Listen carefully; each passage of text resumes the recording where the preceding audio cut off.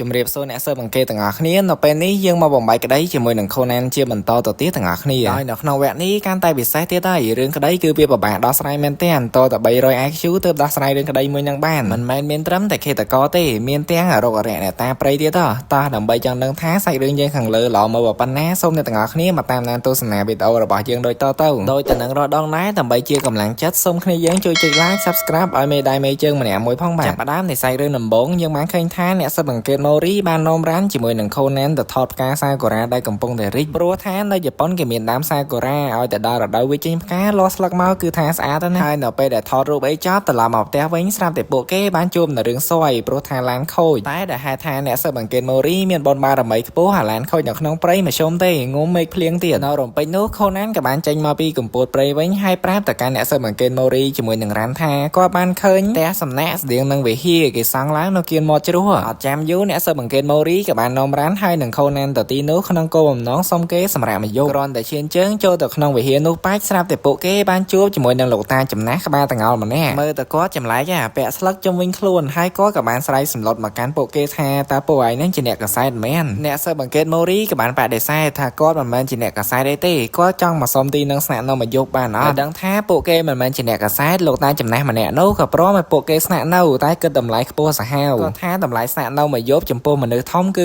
$100ហើយអាមួយទូចនេះគឺយក$30ដំបងឡើយអ្នកស៊ើបអង្កេត Mori ចង់បដិសេធដល់ស្នាក់នៅទេតែលោកតាម្នាក់ហ្នឹងក៏បាននិយាយបន្លាចទៅកាន់គាត់ថានៅតំបន់នេះក្រៅពីវិហារសំណាក់របស់គាត់គឺមានកន្លែងជ្រកផ្សេងទេនៅខាងក្រៅមេឃភ្លៀងត្រជាក់អាប់ធ្លាក់មានផ្គររន្ទះហើយបន្ថែមពីនេះថែមទាំងមានបិសាចទៀតផងដែលហេតុថាអត់ជំរឿអ្នកស៊ើបអង្កេត Mori ក៏យកព្រមស្នាក់នៅទីនេះមកយកហើយតាមពិតទៅលោកតាចំណាស់ម្នាក់នោះគឺជាព្រះសង្ឃគាត់មានកូនសិស្សចំនួន4នាក់ទៀតដែលជាអ្នកបម្រើការទូទៅនៅក្នុងវិហារមួយហ្នឹងហើយកូនសិស្សគាត់នីមួយៗយើងអាចចំណាំមុខបាននេះមានប្រូទៀបប្រូខ្ពស់ប្រូម៉ាត់ប្រូស្គមដោយសារតែនៅទីនោះជាវត្តអារាមព្រះសង្ឃទាំងនោះក៏បាននាំអ្នកស៊ើបអង្កេត Mori ទៅថ្វាយបង្គំព្រះសិនក្រោយពីថ្វាយបង្គំព្រះរួចពួកគេក៏បានចូលអ្នកស៊ើបអង្កេត Mori រ៉ាន់ហើយនឹង Conan ហ្នឹងទៅបន្ទប់ដើម្បីសម្រាកតាមផ្លូវទៅបន្ទប់សម្រាក Conan ចាប់អារម្មណ៍ជាមួយនឹងបន្ទប់ដែលគេទុកចោលមួយនៅក្នុងបន្ទប់នោះអត់មានអីវ៉ាន់សោះឡើងលហលហេវជាពិសេសមានស្នាមបំណាស់ប៉ះអញ្ចឹងទៀតផងព្រះសង្ឃទៀបមួយអង្គដែលពាក់វ៉ែនតាក៏បានប្រាប់ទៅកាន់ Conan ថាកាលពីមុនណានៅក្នុងបន្ទប់ហ្នឹងគឺមានរឿងវិហារនឹងនិយាយទៅហើយស្រាប់តែព្រះសង្ឃខ្ពស់មួយអង្គទៀតក៏បានហាមឃាត់ព្រះសង្ឃទៀបនោះមិនឲ្យនិយាយរឿងហ្នឹងឡើយគាត់ថានៅក្នុងបន្ទប់ហ្នឹងគឺវាមិនមែនរឿងអីទេហើយក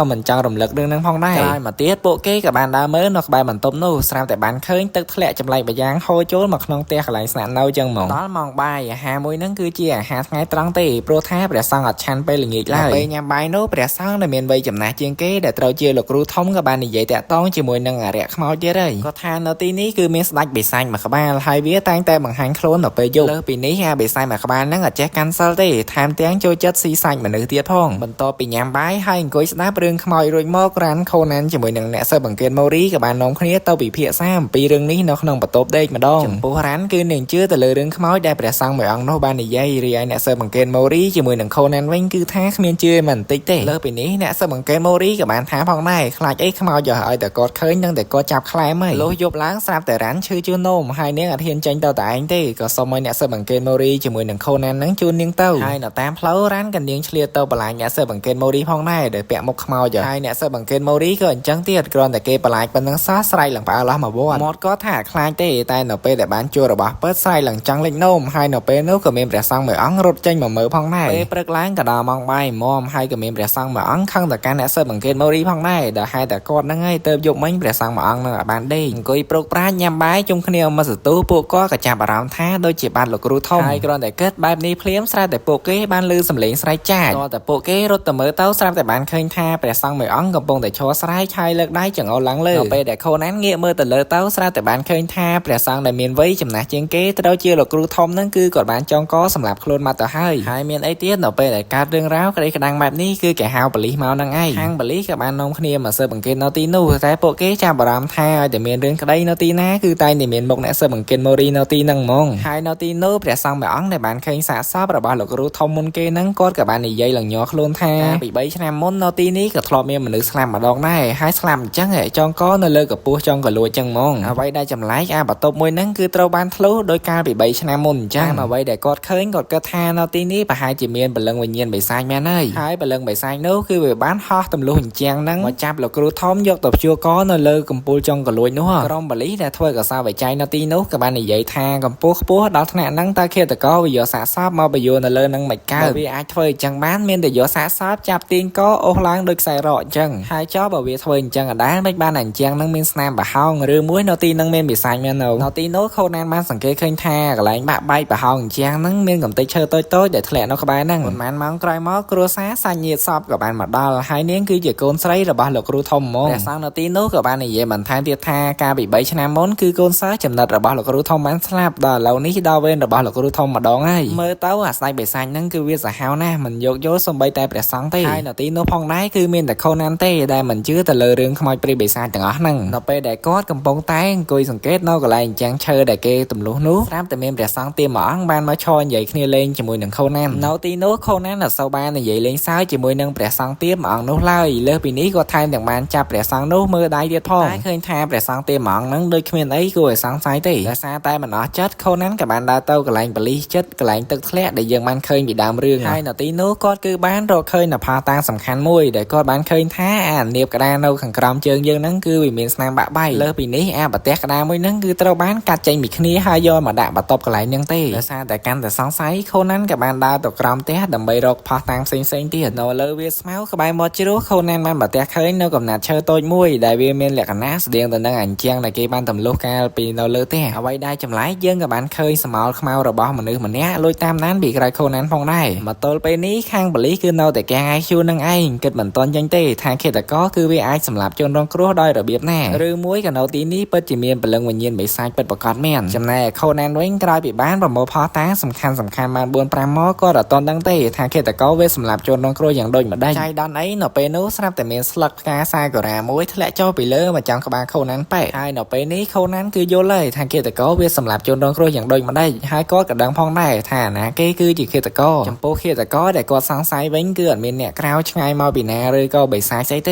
េគឺជាព្រះសង្ឃនៅក្នុងវត្តផ្ទាល់នឹងឯងចុះចំពោះបងប្អូនទាំងអស់គ្នាវិញទស្សនាមកដល់ត្រឹមហ្នឹងហើយតើដឹងនរណាគេជាឃាតករអត់ហើយមួយទៀតវិញនៅពេលដែលបងប្អូនទស្សទាយពីរបៀបដែលឃាតករសម្លាប់មនុស្សគឺយើងទៀតអត់ត្រូវហ្មងដើម្បីអាចបំបីក្តីនេះបានខូណានក៏បានបញ្ឆោតអ្នកស៊ើបអង្កេតម៉ូរីឲ្យទៅលើហើយក៏ធ្វើអ្នកស៊ើបអង្កេតម៉ូរីស្លាប់ហើយគាត់ក៏លួចបញ្ចូលសម្លេងដើម្បីដោះស្រាយបញ្ហាមួយនេះចំពោះឈុតនេះយើងក៏បានឃើញនៅឧបករណ៍ពិសេសមួយទៀតដែល Professor អាកាសាបានបង្កើតឡើងសម្រាប់ខូណាននោះគឺ speaker អមតៈរៀងវាទូចទេតែបើនិយាយពីសម្លេងវិញគឺឮខ្ទាល់ល្អជាងបាស JBL ទៀតផងហើយរឿងក្តីសម្រាប់មនុស្សខាងលើគឺវាដោះស្រាយទៅដោយរបៀបនេះហ្មងឡាយឃាតករគឺសម្រាប់ជនរងគ្រោះរួចរាល់ទៅហើយគេក៏បានយកសាកសពជនរងគ្រោះមកចងកដាក់នៅលើធ្នើនឹងបានដោយប្រើទឹកប៉ូលីសក៏សួរថាចុះបើប្រើទឹកអញ្ចឹងវាហែលអោបសាកសពរហូតមែនខូណានក៏តបថាអត់ទេឃាតករគឺវាមានពងទឹករបស់វាមួយដំបូងឡាយគឺវាដាក់សាកសពទៅលើពងទឹកនឹងសិនហើយបន្ទាប់មកទៅវាបង្ហូរទឹកចូលទៅក្នុងបន្ទប់នឹងតាមក្រោយហើយរបៀបដែលឃាតករបង្ហូរទឹកចូលក្នុងបន្ទប់នឹងបានគឺវាប្រើក្តារឈើមួយនេះក្តារឈើមួយហ្នឹងមកយើងមើលទៅវាសាមញ្ញទេតែឃាតករបានលួចបិទស្កុតពីក្រោមដើម្បីការពារជំរាបទឹកហើយក្នុងកំឡុងពេលដែលទឹកកំពុងតែហូរចូលឃាតករគឺវាតោងពងសាកសពចូលរហូតដើម្បីបណ្ដែតខ្លួនឡើងទៅលើជាមួយនឹងសាកសពហេតុថាបន្ទប់នឹងមានរាងតូចហើយជ្រុងទ្រវែងអញ្ចឹងនៅពេលដែលគេបង្ហូរទឹកចូលគឺវាឆាប់ពេញទេក្រោយពីឃាតករធ្វើការនឹងសម្រេចវាក៏បានកាប់អញ្ចឹងដើម្បីបង្ហូរទឹកចេញវិញក្នុងសាច់រឿងខូណានហ្នឹងគឺគេបកស្រាយច្បាស់ថាបន្ទប់នឹងមានមាឌប៉ុណ្ណាហើយចំពោះបន្លាអញ្ចឹងដែលឃាតករកាប់ហ្នឹងគឺវាមានទំហំប៉ុណ្ណាចាយពេលប៉ុន្មានទៅទឹកវាហូរចេញអស់វិញនិយាយទៅនៅក្នុងសាច់រឿងមួយហ្នឹងគឺខូណានបកស្រាយចំមកអស់យកមកតាំងពីពេលវេលាតាំងពីទំហំតាំងពីទីតាំងនៅពេលដែលខូណានបកស្រាយពីរបៀបដែលឃាតករសម្លាប់មនុស្សហើយគាត់ក៏បានសួរទៅកាន់ព្រះសង្ឃទៀតជាងគេពាក់បែនតានោះថាតើនៅពេលម៉ោង3យប់ព្រះសង្ឃមួយអង្គនឹងកំពុងតែធ្វើអីព្រះសង្ឃមួយអង្គនោះក៏បានតបវិញថានៅពេលម៉ោង3យប់គាត់បានឮសម្លេងរបស់រ៉ាន់ស្រែកហើយខូណានក៏ឆ្លើយថាខុសយប់ហ្នឹងរ៉ាន់អត់បានស្រែកទេអ្នកដែលស្រែកគឺជាអ្នកស៊ើបអង្កេតម៉ូរីតើដូច្នេះហើយតើបើប៉ុណ្ណេះយើងដឹងហើយថានរណាគេគឺជាឃាតករតាមពិតឃាតករដែលសម្លាប់មនុស្សកន្លងមកហើយគេចោទថាជាអរុក្ខរៈអ្នកតាព្រៃហ្នឹងគឺជាព្រះសង្ឃពាក់វ៉ែនតាទៀបមួយអង្គនេះតាមពិតទៅព្រះសង្ឃមួយអង្គហ្នឹងមានគម្រោងចង់សម្លាប់គេសម្លាប់ឯងតាំងពីថ្ងៃដែលគាត់ចូលដំបូងមកកាលពី3ឆ្នាំមុនមូលហេតុដែលគាត់សម្លាប់កូនសិស្សចំណិតរបស់លោកគ្រូធំក៏ដោយសារតែគាត់ហ្នឹងលួចស្រឡាញ់កូនស្រីរបស់លោកគ្រូធំតែកូនសិស្សចំណិតរបស់លោកគ្រូធំហ្នឹងក៏ស្រឡាញ់កូនស្រីរបស់លោកគ្រូធំដូចគ្ន